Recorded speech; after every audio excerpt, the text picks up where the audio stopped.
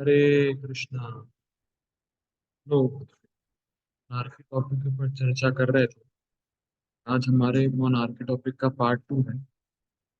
आज का जो विषय है बहुत ही गंभीर है, बहुत ही कंट्रोवर्शियल है। हो सकता है कुछ लोगों को पसंद ना आए, मैं पहले ही बता देता हूँ। मुझे कुछ लोगों को शायद पसंद ना आए, कुछ लोग ऐसा बोले कि ये सब कैसे पॉसिबल है।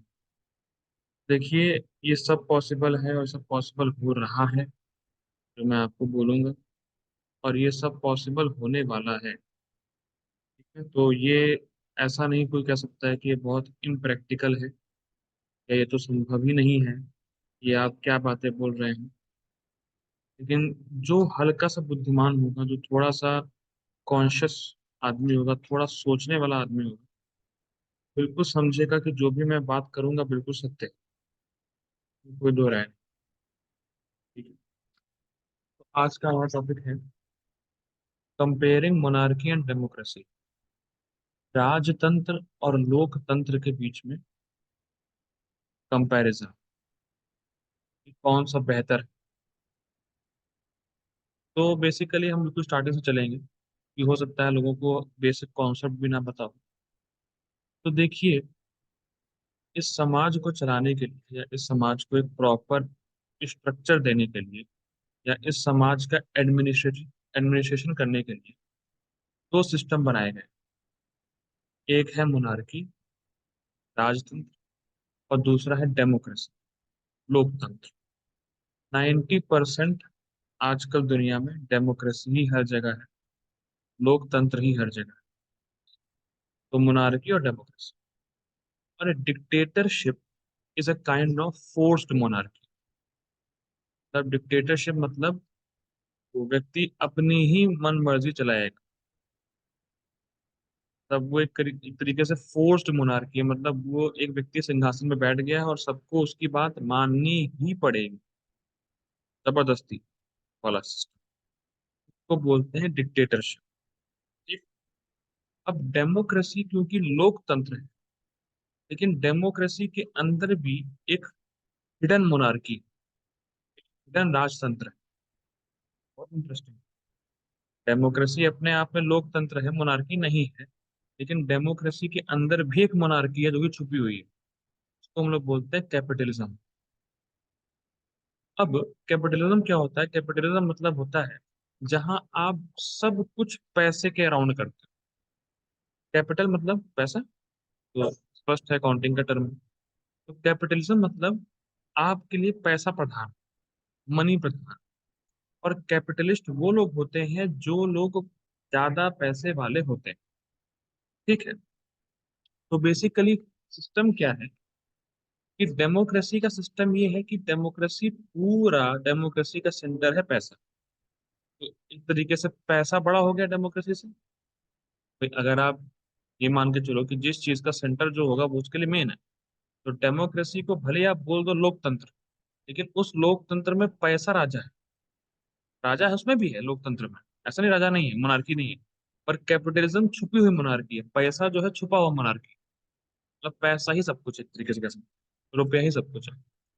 तो जो कैपिटलिस्ट होते हैं, जो इनके पास अच्छा खासा पैसा रहता है, वो लोग पॉलिटिकल पार्टीज में जुड़ के, पॉलिटिकल पार्टीज का सपोर्ट लेके कम्युनिस्ट को दबाते हैं।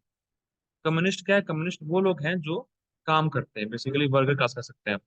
सिंपल लैंग्वेज में से तो इसका कॉन्सेप्ट बहुत बड़ा है, लेकिन मैं उसको टच नहीं करूंगा। कम्युनिस्ट मतलब जो लोग उतने सामर्थ्यशील नहीं।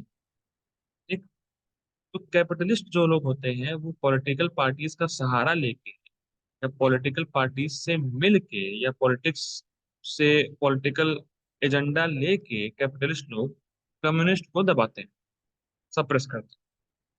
और जब कम्युनिस्ट जो होते हैं, जब वो कैपिटलिस्ट बनते हैं, तो वो भी वही काम करते हैं जो कैपिटलिस्ट कर रहे थे। अब इसमें जरा ध्यान दीजिएगा। जैसे मान लीजिए कोई ए पर्सन है और बी पर्सन। अगर ए पर्सन बी पर्सन को दबा रहा है या उसका शोषण कर रहा है और बी को बुरा लग रहा है, तो बी क्या सोचता है कि जब मैं एक एक पोजीशन पे एक पोजीशन पे आऊंगा तो जितने भी लोग मेरे साथ हैं जिनको दबाया जा रहा है उसका मैं कल्याण करूँ। स्वाभाविक भावना आनी ही चाहिए। मान लीजिए मुझे कोई परेशानी में डाल रहा है, तो जितने भी लोग मेरे जैसे होंगे जो परेशानी में होंगे, तो हम तो यही कह सकते हैं कि भाई एक बार जब हम पावर में आएंगे, जितने भी लोगों को प्रताड़ना मिल रही है, जितने भी लोग परेशान हो रहे हैं, उसको हम सपोर्ट करेंगे। उसका मतलब बेसिकली हम ऐसा कल्चर दोबारा नहीं लाने देंगे क्योंकि हमने ये झेला है। ये तो पॉइंट है। जो परेशानी आपने झेली है, आप चाहते हो कि वो परेशानी कोई और सामना ना करे उस परेशानी का। तो ये तो कल्याण करने की भावना है।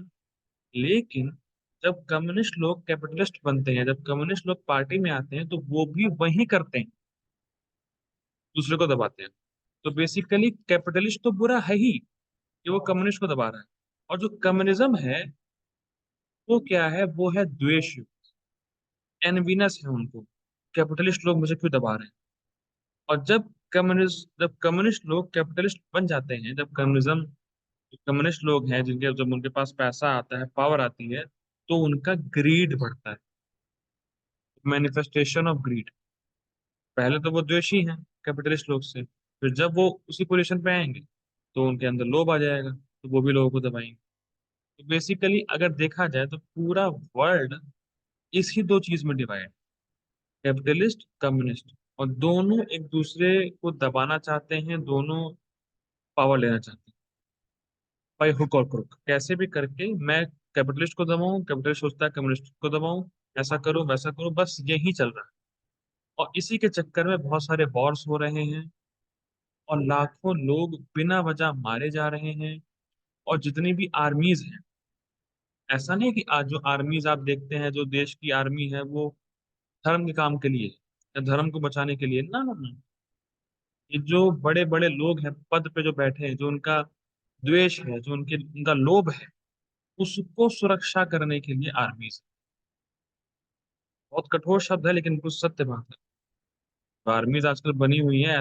एक भी आर्मी या एक भी देश ऐसा नहीं कि जो धर्म धर्म को बचाने के लिए आर्मी खड़ा करे। ना ना, उनको कोई मतलब ही नहीं है धर्म से। उनको तो मतलब है क्या मेरा स्वार्थ पूरा हो रहा है, क्या मेरा लोभ पूरा हो रहा है, क्या मेरा द्वेष पूरा हो रहा है, बस। और जो आजकल की जनता है, जो सामान्य जनता है, वो अंधा होके इस फिलॉसफी के इन्फ्लुएंस में आके अपनी सारी लॉयल्टी ऐसे जो मास्टर है, जो ऐसे लोभी द्वेषी जो मास्टर, उनको सरेंडर हो जाते हैं अपने माइंड बॉडी वर्ड से। और कुछ पैसे के लिए उनका काम करते हैं, यानी जॉब करते हैं। बहुत मतलब स्ट्राइक करने वाली बात है। कोई भी कॉर्पोरेट कंपनी में आप जाइए, जो बॉस होता है, बस उसको दो ही चीज है, या तो वो द्वेष करता है या लोभी है। द्वेषी है, लोभी है, बस वो कुछ है ही नहीं। अगर बात की जाए, जैसे जो बॉस होता है कॉर्पोरेट कंपनी में, क्या बोलता है अपने एम्प्लॉयज को? हमें इस कंपनी में लॉयल रहना चाहिए, हमारा वर्क है, हमारी ड्यूटी है, ऐसा है वैसा, खूब भाषण देगा। और जहां उसको ज्यादा पैसे मिले तो वही कंपनी छोड़ के निकल जाए। अभी तो तुम कह रहे थे इस कंपनी में लॉयल रहना है, और जहां तुम्हें ज्यादा पैसा मिला तुम ही कंपनी से निकल ली। ये है उसकी लॉयल्टी। ऐसे लोगों की हम सेवा करते हैं, दिन रात करते हैं, पूरी श्रद्धा से करते हैं। क्यों? कुछ पैसे की, जिससे कि उनको संतुष्टि हो सके। ये बहुत बुरी स्थिति लोकतंत्र। लेकिन तो हुआ लोकतंत्र की बात। लेकिन आप अगर कुछ साल पहले जाएं, अगर आप 400-500 साल पहले जाएं, या कुछ दशक पहले जाएं, तो कहीं भी डेमोक्रेसी नहीं थी। हर जगह राजा हुआ करते थे। भारत में राजा था, भारत की हिस्ट्री उठाएंगे तो राजा की मिलेगी। वेस्टर्न कंट्रीज की हिस्ट्री उठाएंगे तो भी राजा ही थे। ऐसा नहीं कि केवल भारत में राजा थे, ऐसा नहीं। अगर आप वेस्टर्न कंट्रीज की हिस्ट्री भी उठाएंगे तो अलेक्जेंडर द ग्रेट और ये सब जितने भी थे, राजा ही थे।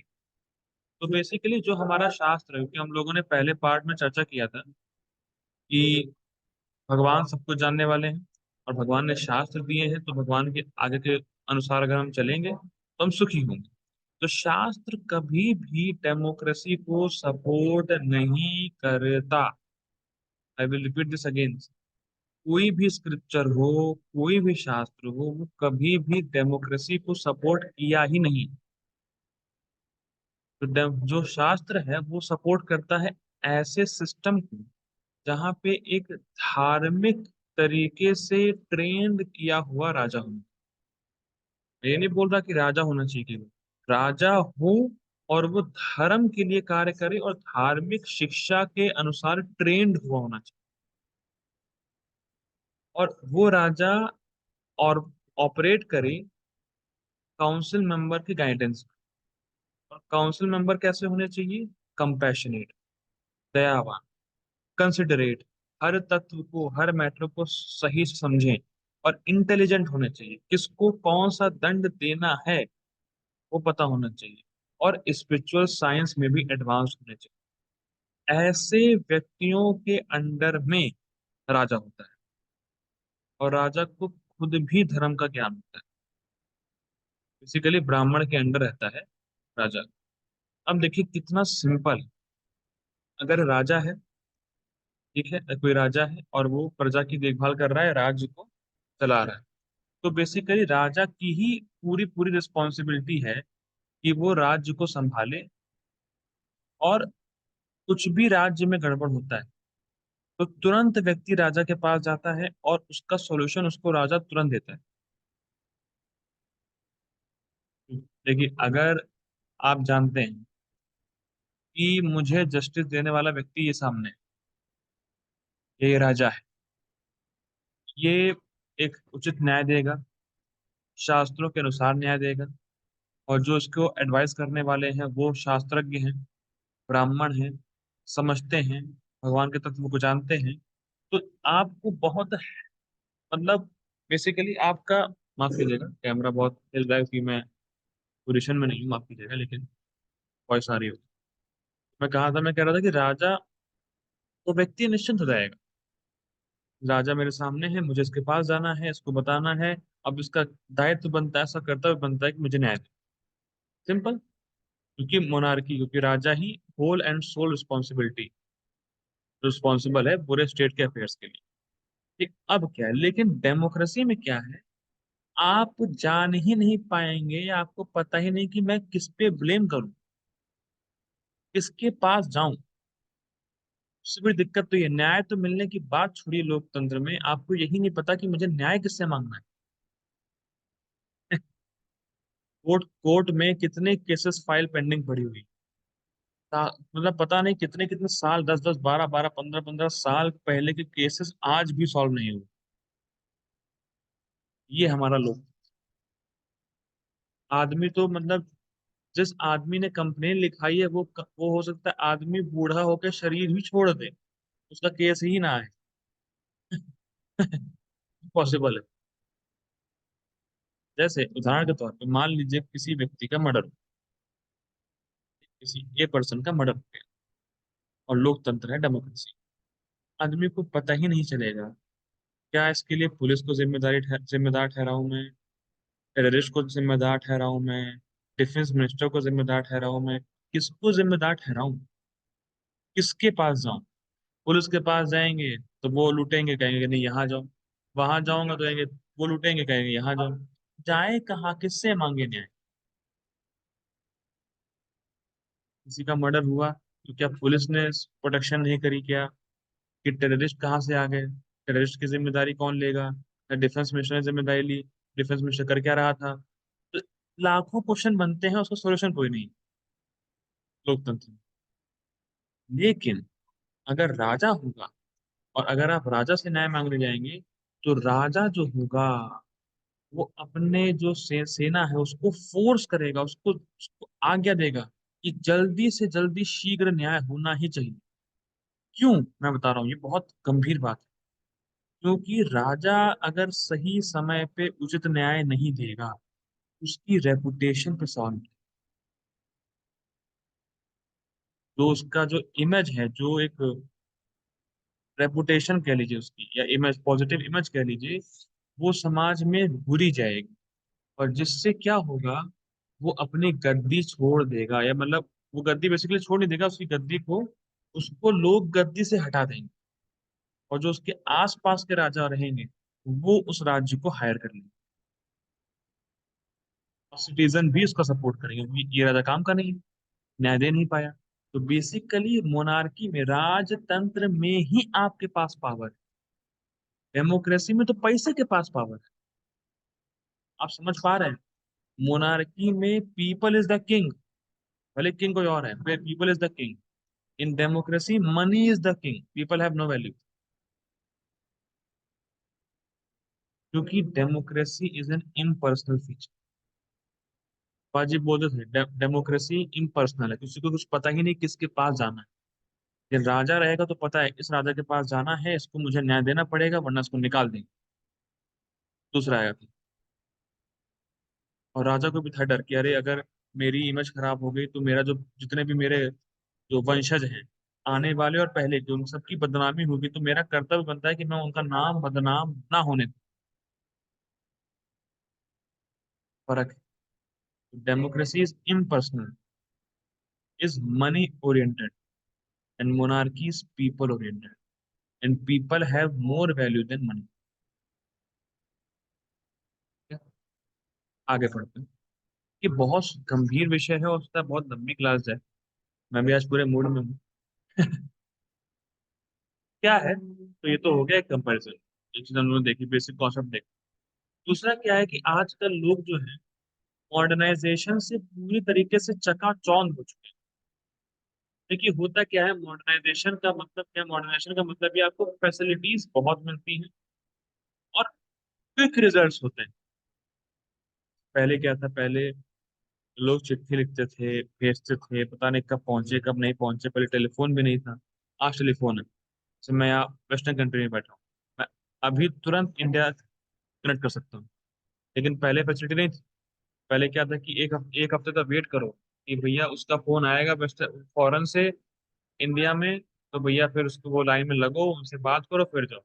आजकल तो इतना सब मॉडर्नाइजेशन हो चुका है, इतना क्विक हो चुका है कि तुरंत वीडियो कॉल करो, वो व्यक्ति सामने आप, आपकी जो दूरी है, हो सकता है 20,000 किलोमीटर हो, 30,000 किलोमीटर हो, बहुत हो, लेकिन with in a one click सामने आप, वीडियो कॉल। तो बेसिकली मॉडर्नाइजेशन से क्या हुआ, क्विक रिजल्ट सामने। लेकिन जो रिजल्ट्स के आने के बाद लॉन्ग लास्टिंग डैमेजिंग इफेक्ट है, उसको कोई सॉल्व नहीं कर रहा। फिर रिपीट कर रहा हूँ, मॉडर्नाइजेशन।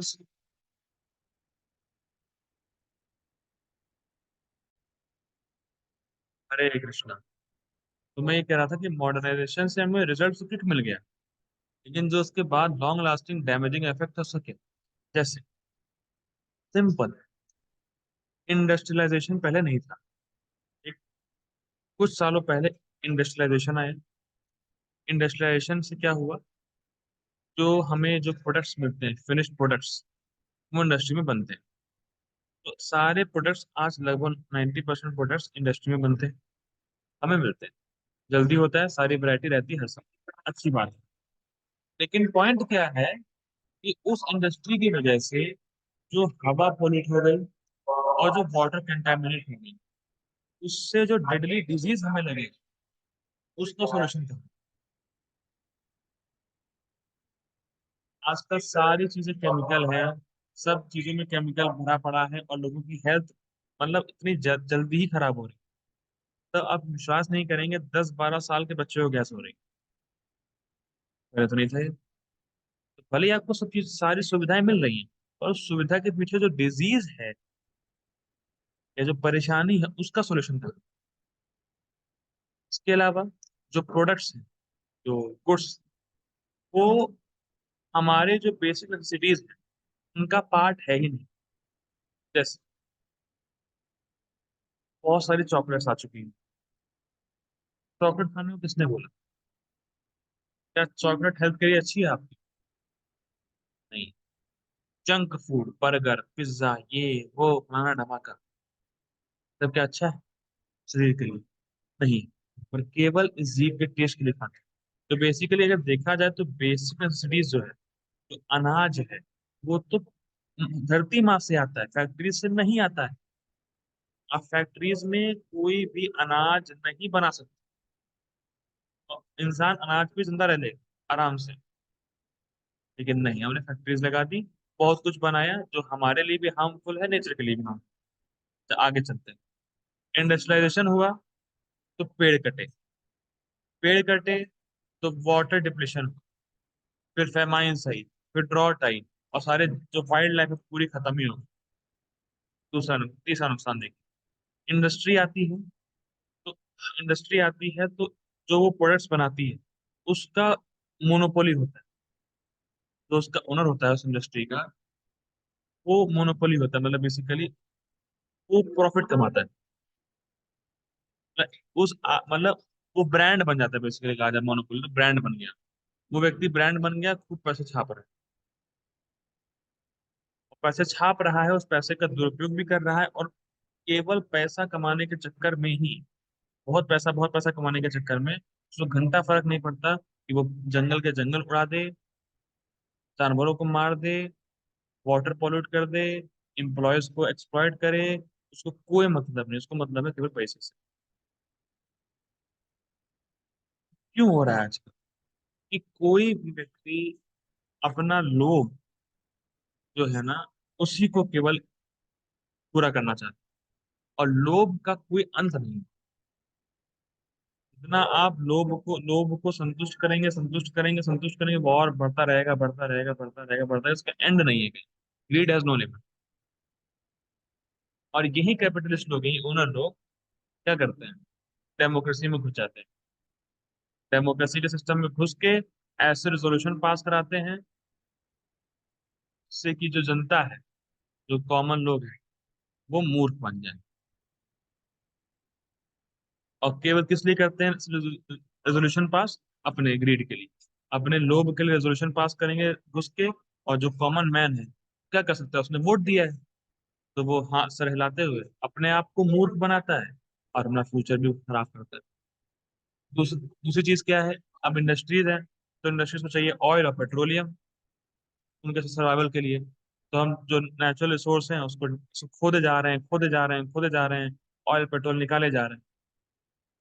जबकि जो नेचुरल रिसोर्स हैं जो भगवान ने दिए, घोड़े हो गए, बुल्स हो गए, काउज हो गए, जो कि एज अ व्हीकल पहले यूज होते थे, और उनको हटा दिया, ऐसी मशीनें ले आए, ऐसे ऐसे यंत्र ले आए। देखिए, मैं ही नहीं कह रहा हूँ, ये सब चीजें हैं क्योंकि आपको चाहिए क्विक रिजल्ट्स, वो आपको दे रही है।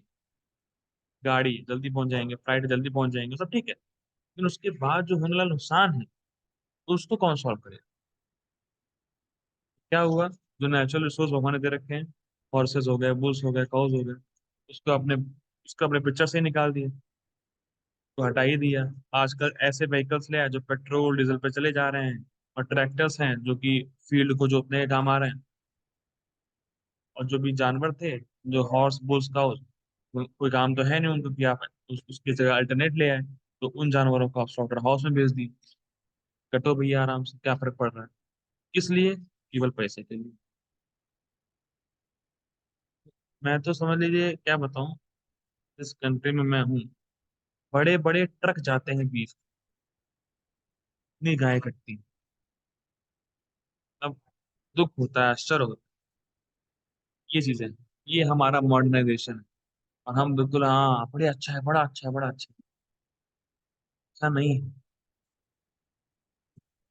तो और बेसिकली आगे बढ़ते हैं। अब क्या है, ये बात तो हमने मॉडर्नाइजेशन ने करी, लेकिन देखिए वैदिक प्रथा में ना, वैदिक मेथोलॉजी में,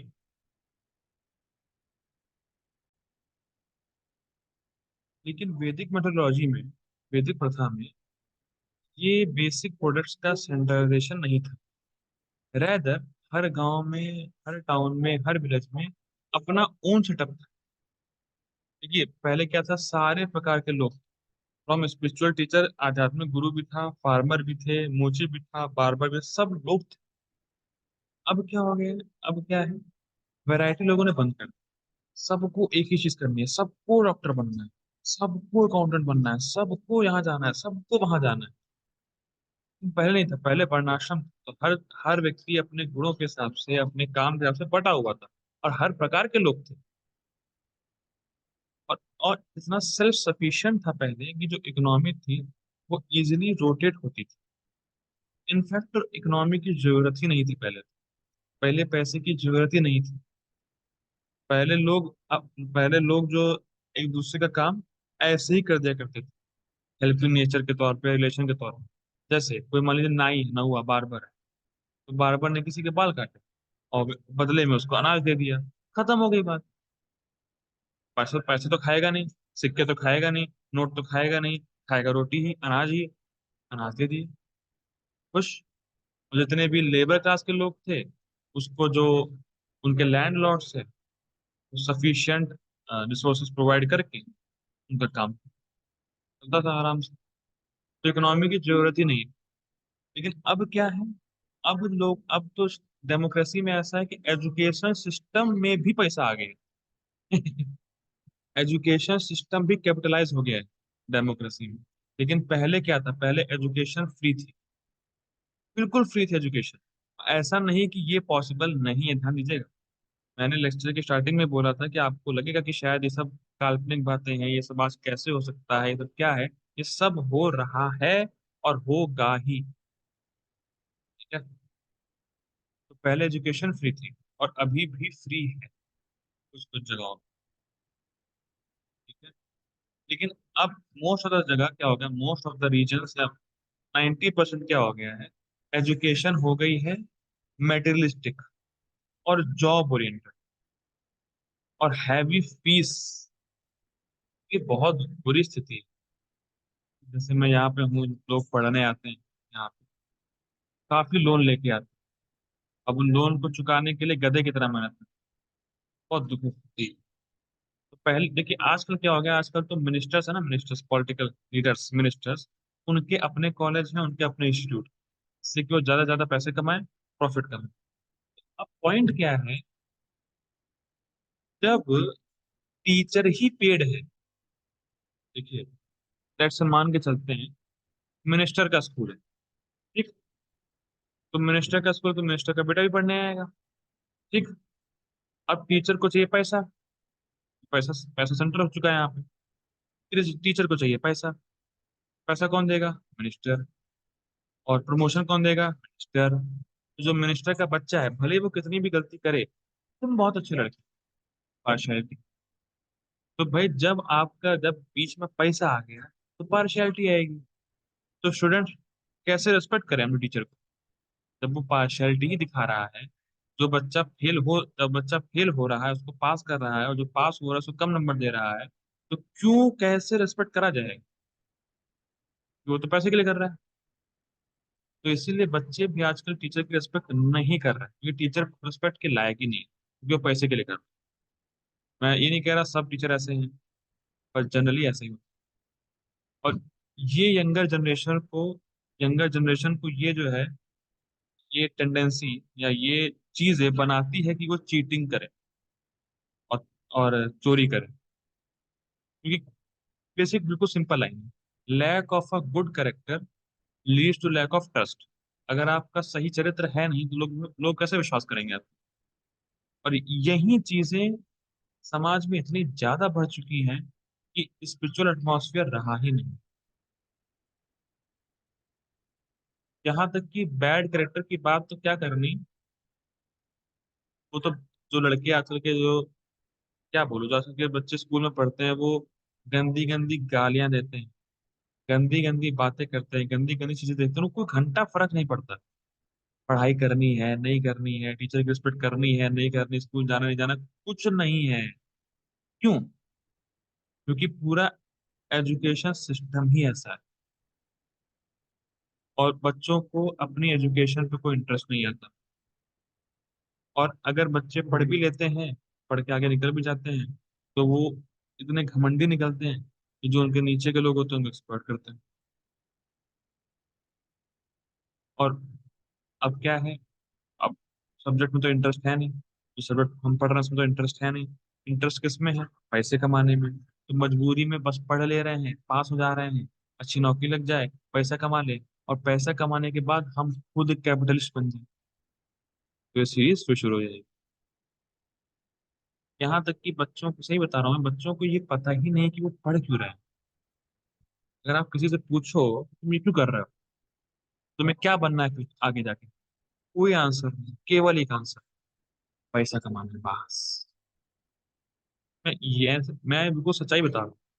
अगर आप किसी भी कॉलेज के लड़के से पूछो तुम ये स्ट्रीम क्यों चूज की, तुम्हें क्यों पढ़ रहे हो, तो हो सकता है बड़ी बड़ी बातें करे कि I want to become a software engineer and then write a code then this that hard मका। लेकिन बेसिकली उसको चाहिए मनी, खत्म।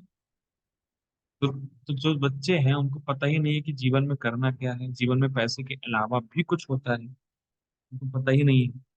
और नास्तिक थ्योरीज से इतना भर दिया है, बच्चों का ब्रेन वॉश कर दिया है कि उनको लगता है बस हमारी लाइफ यही एंड हो जानी है, तो जितना बुक करना। शायद जनरेशन हमारी आजकल आज पूरी मिसलीड है, मतलब उनको कोई मतलब गलत राह पे है, पता ही नहीं क्या करना है। और पार अभी तो बहुत जो जीवन की जो वास्तविक सच्चाई है, जो रियल ट्रुथ है, जो जीवन मनुष्य जीवन का जो वास्तविक लक्ष्य है, उससे बिल्कुल दूर है बच्चे। और फोर्सफुली बच्चों को ये सिखाते हैं कि हम मंकी से हैं। तो फिलहाल ठीक है, डार्विन थ्योरी को हटा रहे हैं, प्रपोजल आया है, दिया मैंने सुना है। लेकिन हम लोग को तो ये पड़ा है कि हम मंकी से हैं, मतलब कोई सर पाँव कुछ है ही नहीं। हम लोग मंकी से आए हैं, भगवान होते ही नहीं। भगवान और कुछ नहीं है, अरे भोग करना है भोग करो, पैसा कमाओ, क्या फर्क पड़ता है। तो ये फिलोसफीज, हम बंदर से आए, भगवान नहीं है, ये फिलोसफी डाल डाल के बच्चों में, उन बच्चों को कैपिटलिज्म का प्रोडक्ट बनाया जाए। भाई जब इस प्रकार से बच्चे को ब्रेन वॉश कर दिया, और जब वो निकलेगा बाहर, केवल पैसे की ही बात करेगा ना। पैसा ही डाला है आपने उसके दिमाग में, निकलते ही पैसा पैसा पैसा पैसा पैसा, यही हो ही रहा है। अब अब खुद सोचिए आप, सिंपल एग्जाम्पल, मान लीजिए कोई व्यक्ति इंजीनियर है, या लेट्स से हम लोग अपनी बात करते हैं, 18 साल तक हम लोग 12वीं करते हैं, ठीक है। फिर हो सकता है 1-2 साल हम लोग इंजीनियरिंग की तरह तैयारी करें, नीट की तैयारी करें, 19 साल हो गया, ठीक है। अब फिर 4 साल का इंजीनियरिंग, 1 साल हो गया। फिर उसके बाद एमबीए, 2 साल। तो बेसिकली हम लोगों ने अपना जीवन के 25 साल पैसे खर्च करके पैसे कमाने की क्वालिफिकेशन ली। Isn't it amazing? 25 साल तक पूरे पैसे खर्च किए, इसलिए कि 25 साल के बाद पैसा कमा सकते। उसमें भी तो हम लोगों ने कितना लोन लिया, कितना हम दबे हुए हैं, और कमा नहीं पाएंगे जितना हमें लोन में देना है, ऐसा वैसा। ये सब, ये जो कैपिटलिस्टिक सिस्टम है, इसने पूरा खराब करके छोड़ दिया। और डेमोक्रेसी का सेंटर ही कैपिटलिज्म, मैंने पहले ही बताया। बहुत ही इंपॉर्टेंट फैक्टर है, मैं समझना है। तो मैं ऐसा करता हूँ कि मैं थोड़ा सा और इसके आगे लूंगा, फिर हम लोग कल नया टॉपिक करेंगे। 1 सेकंड दीजिए। हरे कृष्णा। तो एजुकेशन सिस्टम हम लोगों ने डेमोक्रेसी का देखा। अब हम लोग देखेंगे कि जो एजुकेशन सिस्टम वैदिक प्रथा में हुआ करता था, उसका क्या सिग्निफिकेंस है। तो हम लोग ये पार्ट बता के मैं रुक जाऊंगा। उसके बाद कल हम लोग चर्चा करेंगे इकोनॉमी के ऊपर, जो वैदिक इकोनॉमी थी, और जो आज हम लोग करेंसी बोलते हैं, पैसा, नोट नोट, क्या उसकी रियलिटी क्या है, हम लोग कल चर्चा करेंगे। Comparison of democracy and monarchy का कल पार्ट 2 रहेगा। तो उसके बाद हम लोग आगे और चर्चा करेंगे। तो अभी मैं, जो गुरुकुल है, जो एजुकेशन दी जाती थी गुरुकुल में वैदिक प्रथा में, उसके बारे में बताना चाहूँ। तो ये तो हम लोगों ने बात कर ली कि अभी डेमोक्रेसी में जो सिस्टम एजुकेशन का है, बेसिकली लोगों को money machine, money making machine बनाने के ऊपर, कि बच्चे को कैसे हम मनी मेकिंग मशीन बना। लेकिन उसी के अपोजिट जो वैदिक प्रथा है उसमें क्या था, उसमें होते थे बहुत सारे गुरुकुल। उस गुरुकुल के अंदर बहुत सारे एक्सपर्ट और सेल्फलेस टीचर रहते थे। टीचर का सबसे मेन पहचान थी उसका अच्छा चरित्र। ऐसा भले ही वो हल्का ज्ञान में कम हो, चलेगा, पर चरित्र अच्छा होना चाहिए। और आजकल के एजुकेशन में क्या है, टेक्निकल नॉलेज दे रखे हैं और क्लास के बाहर ही शराब बीड़ी फूक के आते हैं। बच्चा क्या सीखेगा? इसीलिए मेरे एक सर थे स्कूल टाइम में, कहते थे first become a good human being, then you can become a student और टीचर। अगर आप अच्छे इंसान ही नहीं हैं, आप अच्छे न तो शिष्य बन पाएंगे, ना अच्छे गुरु बन पाएंगे। अच्छा इंसान बनने की ट्रेनिंग देने वाला व्यक्ति ही पहला गुरु। गुरु का मतलब ही अच्छा इंसान बनाए। भले ज्ञान कम दे पाए, पैसे आप इतना ना कमा पाए, लेकिन अच्छे इंसान तो है कम से कम। लेकिन आजकल क्या हो गया, लोग पैसे खूब कमाते हैं, कैरेक्टर जीरो, दो कौड़ी। ठीक है, आगे उस पर नहीं जाऊंगा ना गुस्सा आ जाएगा। ठीक है, तो पहले होते थे गुरुकुल, जो कि फ्री होते थे, नो पैसा, और उसके अंदर एक्सपर्ट टीचर, सेल्फ टीचर, सेवा के भाव में आगे थे। उनका चरित्र एकदम पवित्र था और अच्छा ज्ञान आता था उनको। अब क्या है, देखिए ध्यान दीजिएगा, कुछ गुरुकुल में जितने भी शिक्षक थे पैसा नहीं लेते थे, लेकिन उनको पूरा पूरा सपोर्ट रहता था राजा का। मतलब ऐसा था कि राजा आपकी सारी बेसिक सुविधाएं, जितनी भी आपको जरूरत, सब आपको राजा देगा। आपको पैसा लेने की जरूरत नहीं है। और राजा मेक श्योर करेगा कि जो बच्चा गया है गुरुकुल में, उसको सारी फील्ड की नॉलेज मिले फ्री ऑफ कॉस्ट। मतलब पैसा, ऐसा नहीं कि पैसा ल- ले नहीं रहे, ले ही नहीं सकते। ये भी था कि लेते नहीं थे, दूसरा लेना चाहे भी तो भी ले नहीं पाएंगे। राजा का सिस्टम ऐसा था। तो बच्चे को हर प्रकार की फील्ड की नॉलेज दी जाएगी फ्री ऑफ कॉस्ट। और और फिर बच्चा जब स्टडी पूरी कर लेगा, फिर उसके बाद बच्चा जितना चाहे और जो मन से चाहे वो गुरु को गुरु दक्षिणा दे। ये है प्रेम। जो गुरु दक्षिणा है वो फोर्स नहीं किया, अरे मुझे देना पड़ेगा, अरे क्या है। नहीं, मेरे गुरु ने मुझे इतना सब कुछ सिखाया, मुझे एक अच्छा इंसान बनाया, इतना ज्ञान दिया। तो जब आप खुद देखेंगे, अगर आप अच्छे भक्त हैं और किसी को प्रचार करते हैं, प्रचार करने के बाद जब व्यक्ति आपके क्लास सुनता है, लेक्चर सुनता है, तो उसको खुद देने का मन करता है। ऐसा नहीं कि अरे वो कुछ मांग रहे, तो खुद लगता है कि अरे यार, प्रभु जी इतना, मतलब ना इतना अच्छा ज्ञान दे रहे हैं, बदले में कुछ चाहते नहीं हैं, अब मेरा कल्याण ही चाहते हैं, तो खुद ही देने का मन करता है। ना कठोर कोई नहीं होता, प्रेम होता है। जितनी जितना बच्चे का सामर्थ्य होता है वो उतना देता है गुरु दक्षिणा प्रेम से। और ये चीज ही वो जीवन भर याद रखता है, और जीवन भर अपने गुरु के प्रति वो कृतज्ञ रहता है, ग्रेटफुल रहता है। मेरे टीचर ने मेरे लिए क्या क्या नहीं किया, इतना सेक्रीफाइस किया मेरे लिए, मुझे इतना सब कुछ सिखाया। ये एक रिस्पेक्ट हमेशा रहती है। अब देख पा रहे हैं क्या डिफरेंस है? मॉडर्न में रेस्पेक्ट है ही नहीं, लेकिन जो गुरुकुल में पढ़ेगा उसको हमेशा अपने गुरु के प्रति रेस्पेक्ट रहेगी, पूरे लाइफ टाइम कृतज्ञ रहेगा। कभी भी जो बच्चे थे, कभी कोई बुरा बोलते ही नहीं टीचर को, कि उनको हमेशा जैसे ही वो बुरा बोलना भी चाहे, कुछ भी उनको लगेगा भी, कि जो गुरु ने उनके लिए सेक्रीफाइस किया, जो गुरु ने सिखाया है, निस्वार्थ भाव से सामने आ जाएगा। पहले ना कोई एंट्रेंस एग्जाम होते थे, ना कोई कॉम्पिटिटिव ग्रुप डिस्कशन होता था एडमिशन के लिए। जैसे आजकल के जो है ना, कभी कभी ग्रुप डिस्कशन होता है। अगर आप कोई भी इंडिया में कोई भी कॉम्पिटिशन एग्जाम देंगे, तो ग्रुप डिस्कशन में लड़ लेते हैं वो लोग, ऐसा नहीं ऐसा, ऐसा नहीं ऐसा, तो लड़ाई शुरू हो जाती है। ऐसा पहले नहीं होता था। और पहले क्या था, और हाँ, अगर कोई ये करना भी चाहे तो गुरु का नहीं करता। कोई कंपटीशन एग्जाम नहीं, ना कोई फालतू का ग्रुप डिस्कशन।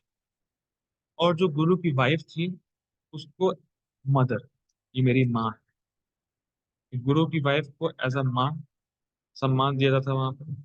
और देखिए होता क्या है ना, माँ जो होती है ना, जो एक माता होती है, जो एक स्त्री होती है, उसका इमोशनल पार्ट बहुत अधिक होता है।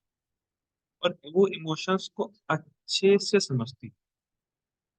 बच्चे को अगर कोई भी इमोशनल प्रॉब्लम होती भी थी, जैसे घर से वो दूर है, माता पिता से दूर है, कुछ भी दिक्कत है, गुरु माता जो होती थी वो संभालती थी बच्चे। ऐसा इमोशनल सपोर्ट गुरु माँ देती थी, समझती थी बच्चों की प्रॉब्लम। और हाँ, कोई कॉलेज प्लेसमेंट नहीं होता था। अभी तो होता है ना, कॉलेज प्लेसमेंट, प्लेसमेंट मिलेगा नहीं मिलेगा। तो पहले प्लेसमेंट की प्रॉब्लम ही नहीं होती थी, क्योंकि गुरुकुल में जब बच्चा पढ़ रहा है तो उसका जो वास्तविक जो, वास्तविक तो नहीं कहेंगे, जो जो वो स्वभाव लेके आया है पिछले लाइफ टाइम्स, जो उसके अंदर का स्वभाव है और जो उसकी लाइकिंग है, वो अपने आप ही गुरुकुल में रहते रहते रिवील हो जाती थी। और उसके हिसाब से उसको ट्रेनिंग मिलती थी शास्त्रों के आधार पर। और तब ना कार्य आगे बढ़ाएगा, जो भी करना है करेगा। जैसे कोई क्षत्रिय है तो रक्षा देगा लोगों को, ब्राह्मण है तो पेट पाठ करेगा, वैश्य है तो फार्मिंग करेगा, शूद्र है तो सेवा करेगा। तो अपने आप चलेगा सिस्टम में ऑटोमेटिकली। और ये केवल राजतंत्र में ही पॉसिबल है। अगर कोई राजा रहेगा, सच्चा राजा, तो ही ये सिस्टम पॉसिबल है, जो गुरुकुल का सिस्टम। और डेमोक्रेसी जो है, जो डेमोक्रेसी, जो लोकतंत्र है, वो इस प्रकार के सिस्टम को एक फियर फैक्टर मानती है। क्यों बताऊं? क्योंकि अगर कोई व्यक्ति इस प्रकार से ट्रेंड हो जाएगा तो वो डेमोक्रेसी में आएगा ही नहीं। तो जितने भी लोग हैं, जो कैपिटलिस्ट लोग हैं, वो कैसे कंट्रोल करेंगे? लोग कंट्रोल ही नहीं कर पाएंगे। बहुत सुंदर बात है भक्त ने बोली थी, अगर किसी व्यक्ति को शास्त्र का ज्ञान नहीं है तो उसको पशु की तरह कंट्रोल करना बहुत आसान है। कुत्ते को बांध के ले जाते हैं ना, या पशु को, गधे को बांध के ले जाते हैं, तो ये बहुत आसान हो जाएगा जब आपको शास्त्र का ज्ञान नहीं रहेगा, या आप शास्त्रों के हिसाब से ट्रेंड नहीं हो। और ब्रिटिशर्स ने यही किया। जब ब्रिटिशर्स आए तो वो समझ गए कि जब तक भारत में गुरुकुल है और गौ रक्षा है, तब तक हमारा राज यहाँ हो ही नहीं पाएगा, हम लोगों को कंट्रोल कर ही नहीं पाएंगे। इसीलिए ब्रिटिशर्स ने इंडिया को कंट्रोल करने के लिए, इंडिया पे हुक्म जमाने के लिए, उस जो इंडिया के दो बेसिक या दो प्राइमरी, दो बहुत मेन स्ट्रक्चर थे, गुरुकुल और गौ प्रोटेक्शन, जो कि वैदिक सिस्टम का बैकबोन है, उसी को तोड़ दिया। तब ब्रिटिशर्स इंडिया पे कंट्रोल कर। और प्रभुपाद, हम लोग बोलते तो हैं कई बार, जय प्रभुपाद, जय श्री प्रभुपाद, लेकिन प्रभुपाद जी का सपना ही है ये वर्णाश्रम है, गुरुकुल और गौ रक्षा पूरे विश्व में। प्रभुपाद जी का मिशन है। प्रभुपाद जी मंदिर तो बना दिए, लोगों को भक्त तो बना दिए, लेकिन प्रभुपाद जी बोल के गए कि मेरा 50% काम भी बाकी है। देखिए, जब कोई सिस्टम है ना, तो कोई व्यक्ति सिस्टम बना के गए हैं, उस सिस्टम को आगे लेके जाना, उस सिस्टम को मेंटेन करना बहुत बड़ी बात, बहुत अच्छा है। लेकिन जो सिस्टम प्रभुपाद जी बना के जा ही नहीं पाए, चाहते हैं कि लोग बनाए, तो ये ज्यादा इंपॉर्टेंट है। ऐसा नहीं कह रहा हूँ कि जो सिस्टम बना के प्रभुपाद जी गए हैं उसको मेंटेन करना, उसको आगे बढ़ाना इंपॉर्टेंट नहीं। लेकिन जो सिस्टम बना के नहीं जा पाया, जो उनका सपना अधूरा रह गया, उसको जो व्यक्ति पूरा कर, उसको जो पूरा करेगा, वो बहुत महत्व, कह सकते हैं वो प्रभुपाद जी को बहुत प्रिय है। मैं ये नहीं कह रहा फिर से कि प्रभुपाद जी को वो लोग प्रिय नहीं है, सिस्टम को आगे बढ़ा रहे हैं, सिस्टम को मैनेज कर रहे हैं, लेकिन वो भी बहुत प्रिय है कि प्रभुपाद जी का जो सपना है उसको पूरा कर रहा है, पूरा एफर्ट्स डाल रहा है। तो बहुत इंपॉर्टेंट है कि पूरे विश्व में गुरुकुल होना चाहिए, पूरे विश्व में गौरक्षा होनी चाहिए, और पूरे विश्व में वर्णाश्रम की पुनः स्थापना होनी चाहिए। जो ब्रिटिशर्स तोड़ के गए, पुनः स्थापित किया जाए। ये प्रभुपाद जी का भी सपना था, और यही एक अच्छा फ्रेमवर्क है। देखिए, वर्णाश्रम अपने आप में भक्ति नहीं है, लेकिन वर्णाश्रम में रह के भक्ति आसानी से हो जाती है। ये बहुत इंपॉर्टेंट है, क्योंकि हर कोई मंदिर से जुड़ नहीं सकता। लेकिन हर कोई वर्णाश्रम के कर्म करके अपने आप को शुद्ध करके भक्ति कर सकता है। बहुत इंपॉर्टेंट। ठीक है, तो हम लोगों ने बहुत कुछ सीखा आज। और कल हम लोग इकोनॉमी के ऊपर चर्चा करेंगे। वैदिक इकोनॉमी और जो मॉडर्न इकोनॉमी जो अभी चल रही है उसमें डिफरेंस कौन सी परफेक्ट। कल जब इकोनॉमी के बारे में सुनेंगे ना आप, होश उड़ जाएंगे। ठीक है, ये करने के बाद फिर हम लोग आगे बढ़ेंगे। तो बेसिकली 14 तारीख तक मकर संक्रांति से पहले मैं ये सब खत्म कर दूंगा 2 दिन में। और मकर संक्रांति में 14 जैन से फिर हम लोग एक नया नया सीरीज शुरू करेंगे, जो कि बहुत इंपॉर्टेंट होगी, बहुत सपोर्टिव रहेगी भक्ति में ट्रांसफर करने के लिए। तब तक के लिए श्री प्रभुपाद की जय। हरे कृष्ण।